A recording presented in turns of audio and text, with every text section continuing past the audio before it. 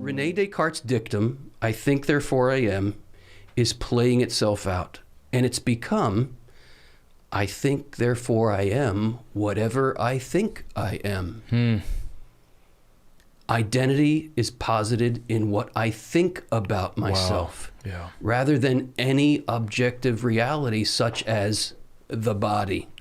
I want to ask you where you think this will end up. I mean, I remember when Biden and Trump were kind of doing the circuit, and somebody asked him about whether Biden or Trump? They asked Biden whether he would agree that a parent could give their child hormone blockers, and even, I'm sure she didn't use the word castrate or mutilate, but that's what she was asking. Yes. And Biden essentially says yes.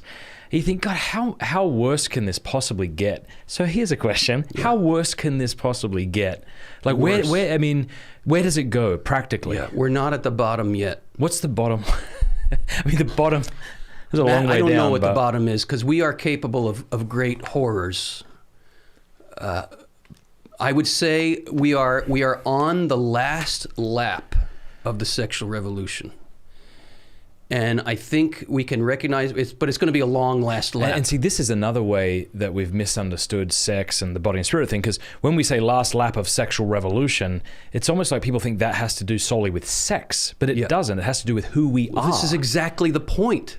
Look what the sexual revolution has done. It has robbed us of our identity. Was it the first or second Vatican Council? I think it was the second. You correct me. When God is forgotten, the human being... the human person becomes unintelligible. Second Vatican Council, when we lose sight of who God is, man no longer has any intelligibility. We don't know who we are.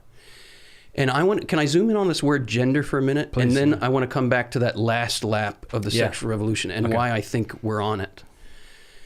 Well, let's just look at that word gender. I love studying words. I am an etymologist in that sense. Where does etymology come from?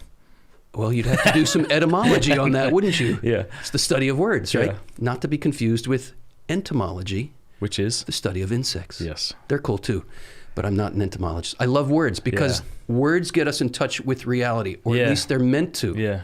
When words are used to disconnect us from reality, we are in trouble.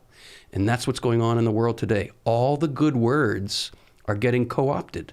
Love. That's a beautiful, wonderful, essential word. It's getting co-opted. Freedom. That's a beautiful, wonderful, essential word. It's getting co-opted. Choice. Yeah, Choice. Same thing, we already said love. Marriage. Gender. Let's talk about gender. Let's look at the root. Yeah. Gen comes from the Greek word gen, means to produce, to give birth to. We see the same root in words like generous, generate, genesis, progeny, genitals, genealogy, right? Gen, to produce, give birth to. Gender. What does the word gender mean? It means, before it became deconstructed in the modern world, gender means the manner in which you generate new life. That's the meaning of the word. And that is determined by the other gen word you mentioned, your genitals. Your genitals determine the manner in which you generate new life.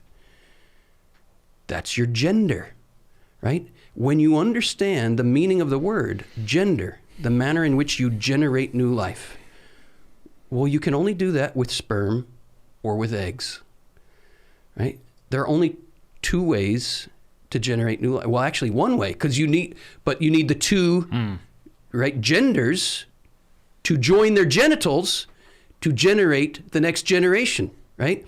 The male gender generates with his genitals the next generation with sperm.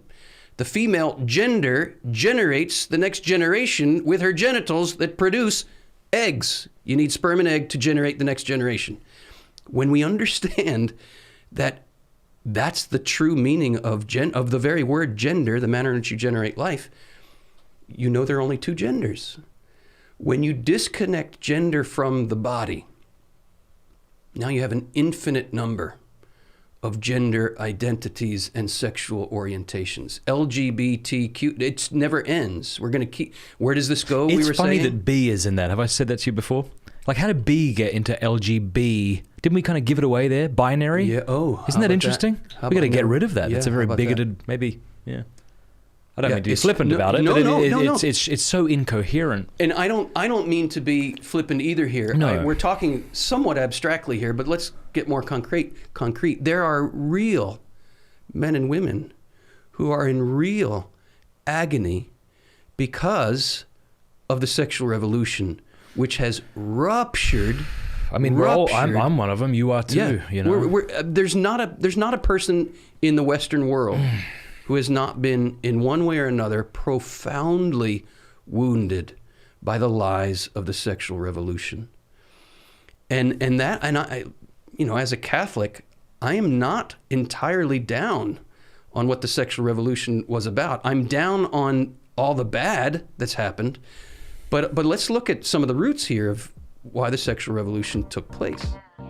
Thank you for watching this clip. You can click here to watch the full episode. And I want to say a big thanks to our sponsors and to our amazing patrons for making all of this possible. Please do us a favor before you go. Click that subscribe button and then the bell. And that way YouTube will be forced to let you know every time we put out a new episode.